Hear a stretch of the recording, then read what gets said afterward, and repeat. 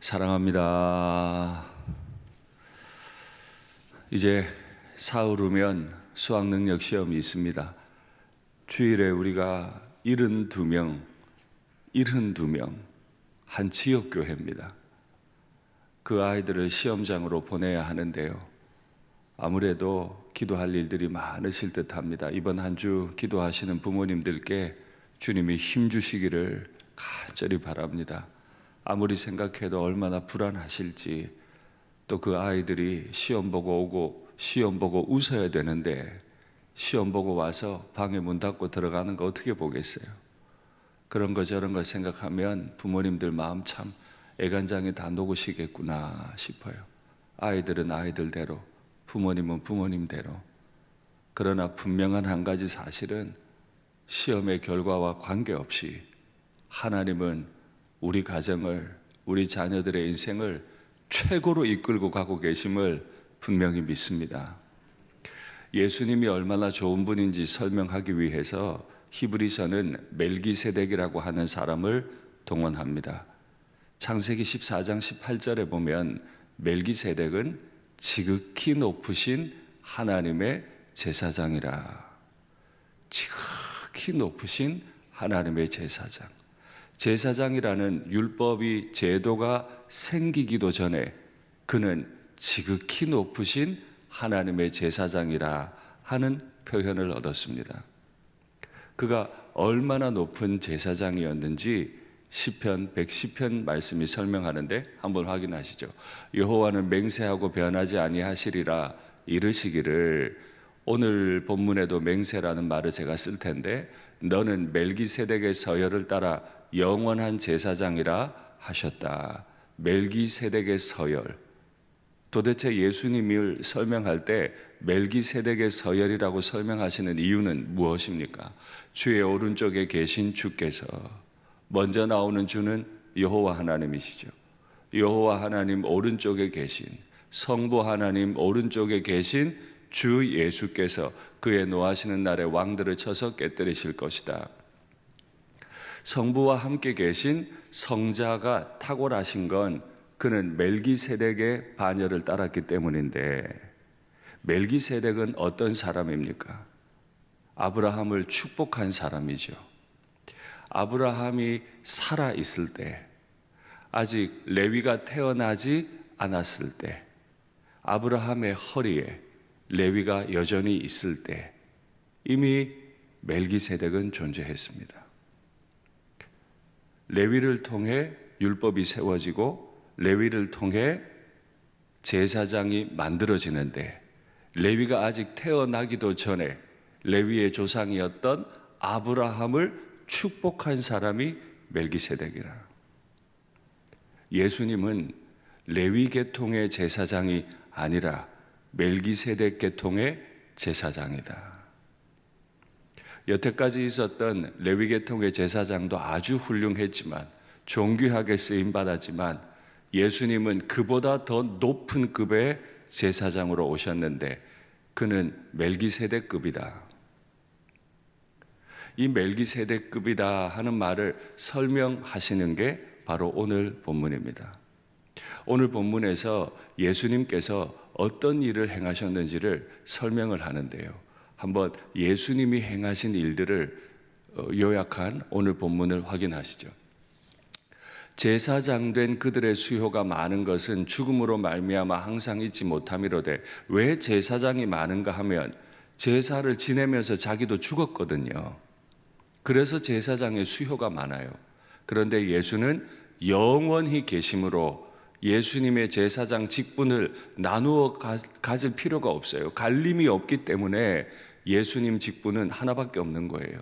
이러한 대제사장은 우리에게 합당하니 거룩하고 악이 없고 더러움이 없고 죄인에게서 떠나 계시고 하늘보다 높이 되시리라. 율법은 약점을 가진 사람들을 제사장으로 세웠거니와 어쩔 수 없이 세웠어요. 세습해야 되거든요. 율법 후에 하신 맹세의 말씀, 오늘 제가 맹세를 말씀드린다고 했는데, 맹세의 말씀은 영원히 온전하게 되신 아들을 세우셨느니라. 오늘 본문에 보면 예수님은 사람보다 훨씬 높으시고 레위 제사장들은 늘 죽었기 때문에 직분 받았던 레위 제사장들은 너무 많았는데 예수님은 홀로 한 분이신 분이시다. 맹세하셨다는 표현이 나오는데 레위 계통의 제사장들은 제사장이 될 때 맹세할 필요가 없어요. 왜냐하면 그는 제도에 따라 아버지가 제사장이면 아들도 제사장이 자동으로 돼요. 그러니까 맹세할 필요가 없어요. 그런데 멜기세덱, 레위가 아니라 멜기세덱의 반열을 따랐던 예수님은 제사장일 때 맹세하시고 제사장이 되셨다. 제가 지난 새벽 기도 때 말씀을 드렸죠. 하나님이 아브라함에게 약속을 하실 때 맹세를 하고 싶으셨는데 자기보다 큰 이가 없었기 때문에 자기를 가리켜 맹세하셨다.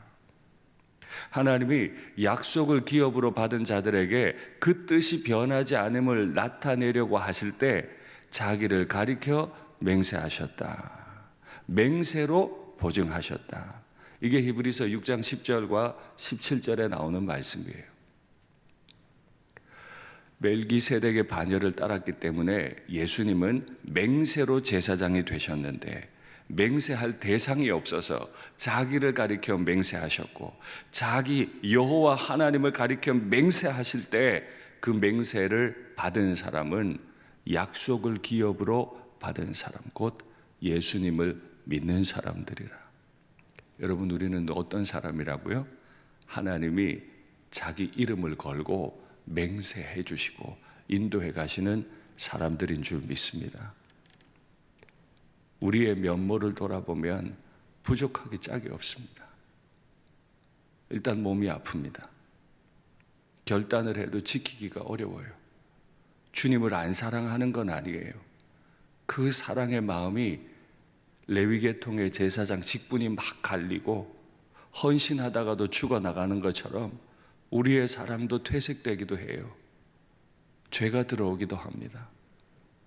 아무리 봐도 영원히 계신 하나님께 합당하지를 않아요. 그래서 괴로울 때가 많습니다.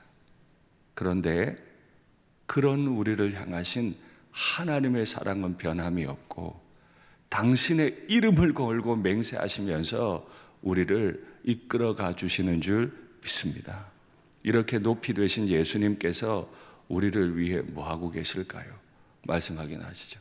그러므로 자기를 힘입어 하나님께 나아가는 자들, 오늘 우리는 이 새벽에 나와서 예수님을 힘입어서 하나님께로 나아가는데요, 그들을 온전히 구원하실 수 있으니 어떻게 그분이 우리를 온전히 구원하시는가 하면 이는 그가 항상 살아계셔서 그들을 위하여 간구하십니다.